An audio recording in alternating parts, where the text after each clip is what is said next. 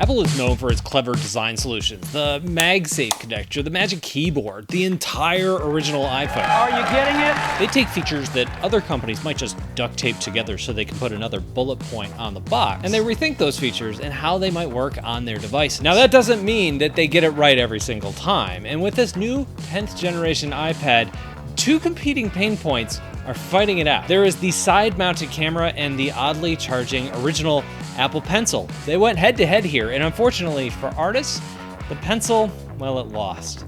I review tech for creative professionals, artists, and illustrators, and this is how my reviews work. You guys give me a challenge. I turn it into an illustration using the device that I'm testing, and I tell you what I think. So today, I asked for a 3-word design prompt. What do you got for me, Twitter? Moose on rocket.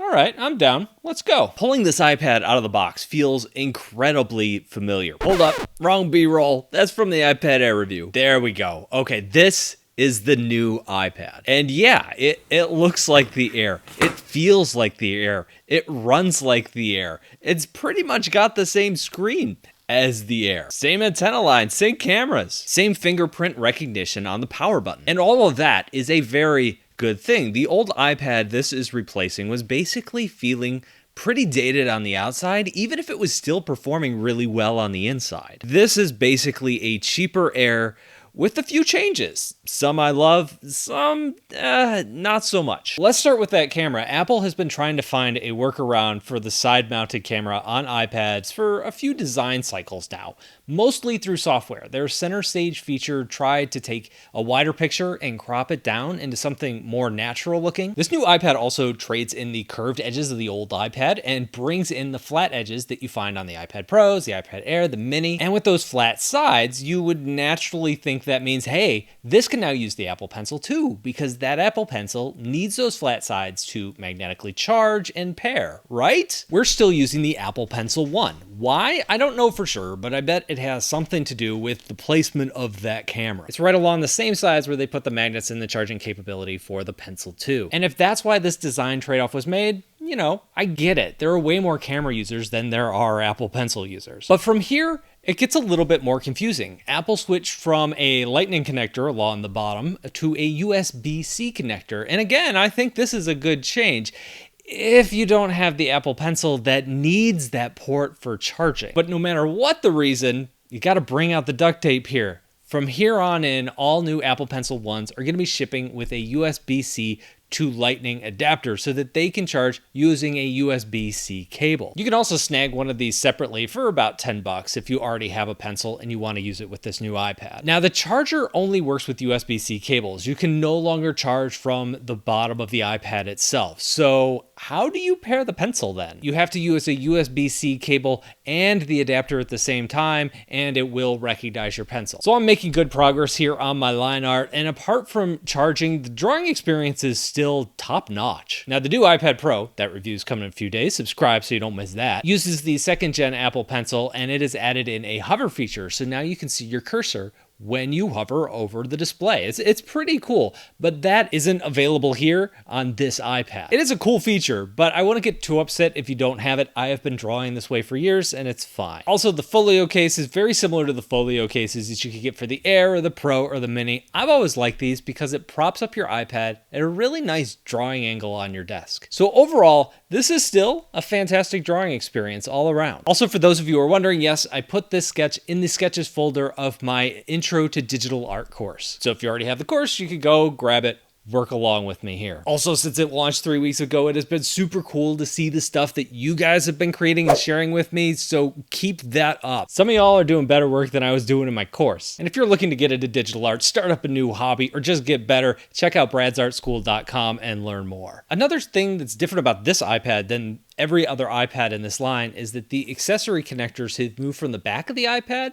to the bottom of the iPad. Now, even though this has similar proportions to the Air and the 11-inch Pro, it can't use the same Magic Keyboard accessory. To make up for that, they've made a new keyboard, the Magic Keyboard Folio. It comes in 2 pieces. The back is a kickstand piece that also helps protect your iPad, and the keyboard trackpad connects separately. Now, that keyboard and that trackpad do feel really good. They feel almost identical to using a Magic Keyboard. And once you connect this whole thing together, it feels substantial. I'd say it feels almost like it's doubling the weight of the iPad. Now here's the rub though. It's $250. It costs significantly more than the old keyboard accessory, and it's almost the same price as the Magic Keyboard accessory for the Air and the Pros. But I don't think it's nearly as good. It's very similar to the Samsung Galaxy keyboard accessories, and I complained about those in the keyboard floppiness, so I'm gonna complain about it here. The bottom keyboard is loose and floppy, and when you close it and carry it around, it slides around and it feels, I don't know, it feels cheap. And what's weird to me is this is a problem that the Magic Keyboard already solved like 2 years ago. When you start taking in all of these changes together, this is the first iPad in a long time that feels a little bit haphazard.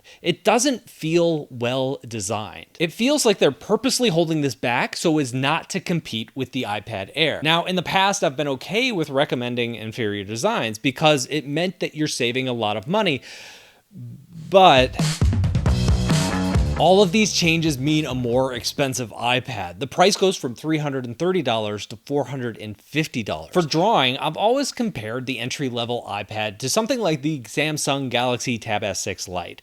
Once you factor in the cost of the pencil, the old iPad is more expensive. But my take on it has always been the iPad is still an amazing value. And if you can swing the slightly higher price, I recommend it over the Galaxy because personally, I like the app ecosystem better. But by raising that price by $120, you are changing the value proposition. So I'm torn. It's a fine iPad, like I said before. And for most people, it's gonna be a nice upgrade. But for artists, I just don't see the value. If you're looking for a budget iPad, I think I would recommend last year's 9th generation iPad because the price is so good. And you get the same exact drawing experience, the same exact pencil, a better pencil charging experience because you don't have that little piece that you're probably going to lose. And I get that the new design looks better. And the screen looks better. If you like the new design, and it does look good, look at the iPad Air. It does cost more, I get that. Right now it's a little over $500 on Amazon, but if you get that one, then you can get the Apple Pencil 2.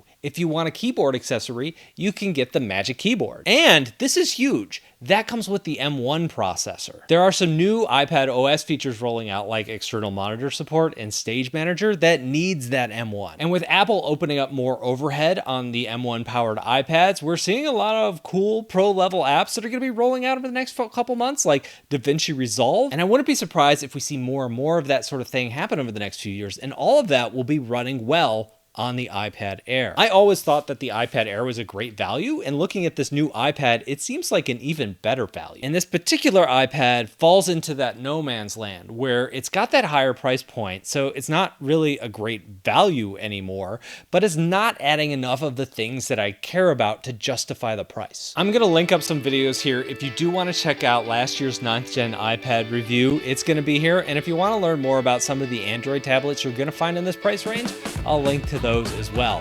Thank you for watching the video, and I'll talk to you in a couple of days.